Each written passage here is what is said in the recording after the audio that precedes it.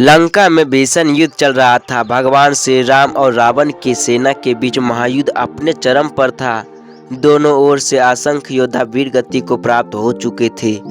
रावण का पुत्र मेघनाद मायावी शक्तियों से संपन्न था और अनेक देवताओं को भी परास्त कर दिया था। उसने अपनी शक्ति का प्रयोग करते हुए श्री राम के छोटे भाई लक्ष्मण पर ब्रह्मास्त्र का प्रहार किया। ब्रह्मास्त्र का वार इतना भयानक था कि लक्ष्मण मूर्छित हो गए, युद्ध भूमि में गिर पड़े। उनके प्राण संकट में थे। श्री राम, हनुमान, सुग्रीव और पूरी वानर सेना यह दृश्य देखकर स्तब्ध रह गई।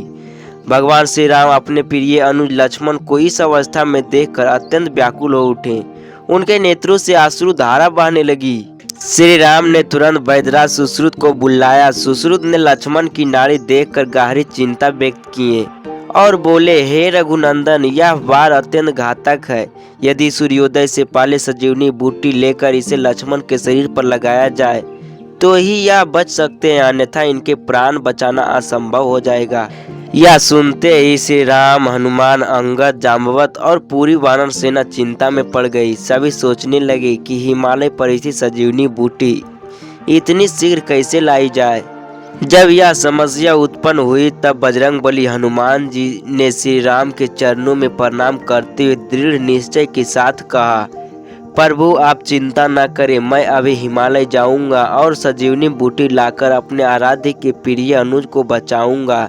मुझे आपका आशीर्वाद चाहिए। भगवान श्री राम ने हनुमान जी को गले लगाया और कहा, हे पवन पुत्र, मुझे तुम पर पूर्ण विश्वास है। तुम्हारी भक्ति और पराक्रम अमर रहेगा। जाओ, शीघ्र ही औषधि लेकर आओ।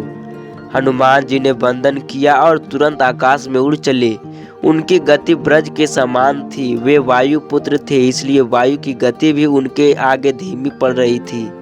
पर्वत, नदियां, नगर और वन उनके नीचे पल भर में ही निकल जा रहे थे। उनके मन में केवल एक ही संकल्प था, बस लक्ष्मण को बचाना है। हनुमान जी जैसे हिमालय की ओर बढ़ रहे थे तभी लंका के कुछ मायावी राक्षसों को इसकी सूचना मिल गई। उन्होंने हनुमान जी को रोकने की योजना बनाई। रावण ने अपनी एक शक्तिशाली मायावी राक्षसी कालनेमी को भेजा।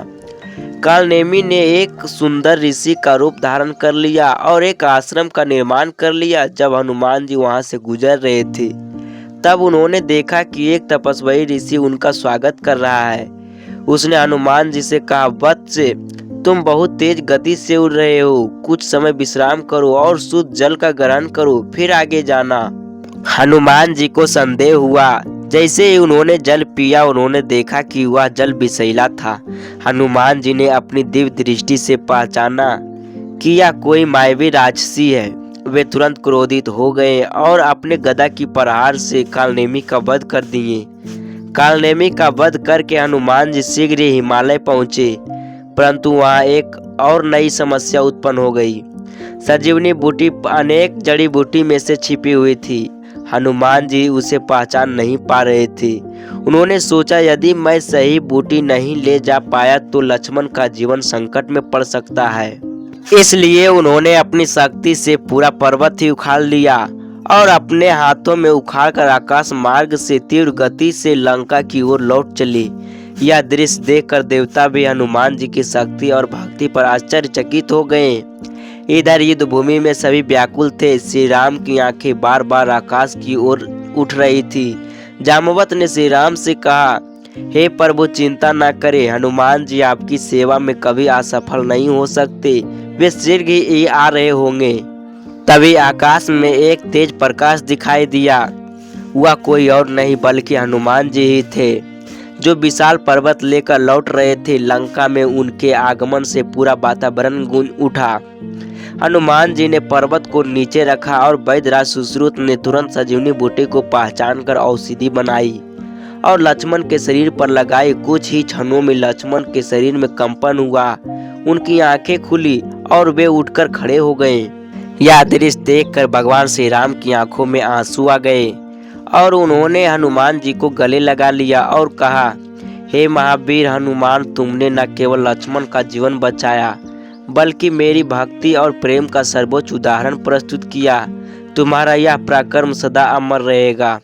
लंका में यह समाचार आग की तरह फैल गई कि लक्ष्मण पुनः जीवित हो गए और वानर सेना में उत्साह बढ़ गई। और उन्होंने एक बार फिर रावण की सेना में युद्ध के लिए कमर कस लिए। रावण और मेघनाद यह देखकर अचंभित रह गए कि उनकी घातक योजना असफल हो गई। हनुमान जी की इस भक्ति और पराक्रम ने उन्हें यह आभास करा दिया कि जिस श्री राम के पास ऐसे भक्त हो उनका पराजित करना असंभव है। हनुमान जी की यह कथा हमें अनेक सीख देती है। सच्ची भक्ति सेवा में असंभव कुछ भी नहीं होता। समर्पण और निष्ठा से किया गया कार्य अवश्य सफल होता है। समय और परिस्थितियां चाहे कितनी भी कठिन क्यों ना हो, हमें धैर्य और साहस के साथ ही कार्य करना चाहिए। अपने आराध्य के प्रति श्रद्धा और प्रेम ही सबसे बड़ा बल होता है। ऐसे ही वीडियो देखने के लिए हमारे चैनल को सब्सक्राइब करें और बेल आइकन को दबाना ना भूलें।